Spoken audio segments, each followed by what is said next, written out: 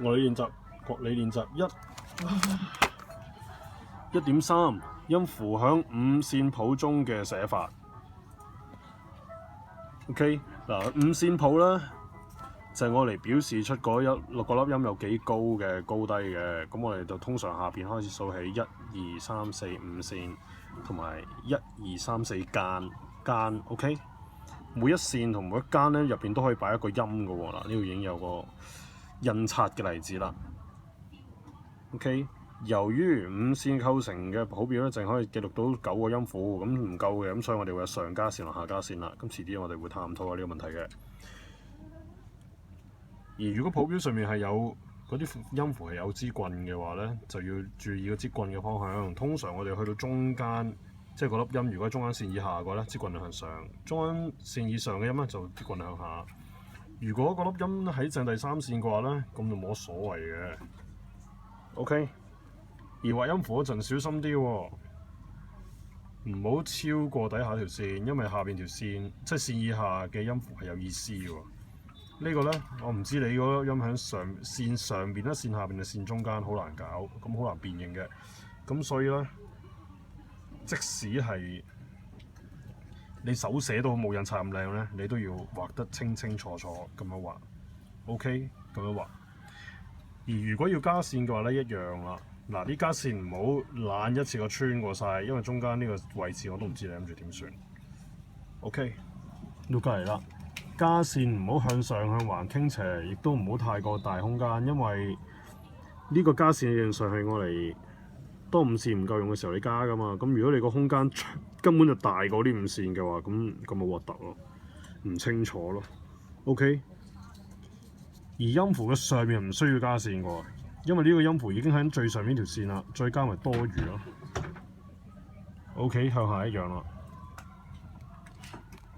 嗱，有棍嘅音符咧，當支棍向下嘅時候，嗰支棍咧就擺喺個音符嘅左邊嘅；而向上嘅棍咧，嗰支棍就擺喺音符嘅右邊嘅。而有尾嘅話咧，就唔論即係無論支棍向上向下都好咧，個條尾都喺支棍嘅右邊嘅。OK，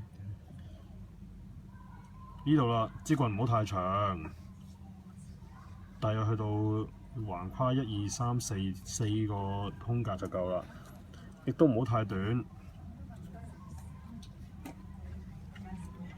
OK， 嗱，如果你唔油黑佢一條斜線咁嘅話咧，有個危機就係我睇唔清楚，或者第二啲同學睇唔清楚。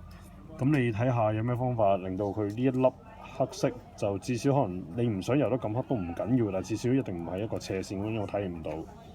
呢度如果支棍咧斜咗嘅話咧，又係唔好睇啦。一樣呢度斜咗又唔好睇啦。OK， 嗱呢度自己做嗱，不過我可以做一個嚟做示範嘅。OK， 嗱嚟呢一個同埋呢一個，你喺鉛筆都做到㗎，咁即係你都做到啦。我傾到呢個每條線寫上一個2分音符，2分音符真係有棍嘅。嗱，當然而家呢一個唔啱啊，因為佢係要喺條線上面啊嘛。而家呢個分明喺個間上面啦。咁點算啊？你自己做咯。呢個每個間中間寫上2分音符，我唔示範啦。到後面練習11，將下列音符改寫成4分音符，爭支棍啫，你自己搞掂佢啦。呢個咧改寫成8分音符，加支棍同條尾嘅啫，都係你自己搞掂佢啦。Exercise 12，重寫下列各段，將8分同16分嘅音符連接起嚟。之前嗰版都有教嘅。OK， 你哋見到呢個第一個小節都係佢示範嘅。咁當然我都可以示範多少少嘅，例如話呢一度啦，呢16分音符畫咗個填黑咗啲地方先啦。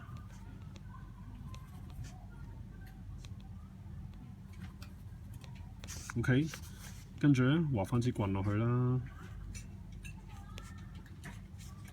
跟住叫話2條尾喎，全部都係2條尾喎，咁咪1條上邊，1條下面，搞掂啊！爭呢個 OK， 圓圓地嘅擲住條線嘅一條直線。OK， 呢個小節咁就搞掂啦。咁其餘嗰啲咧都係你自己做，有問題問我。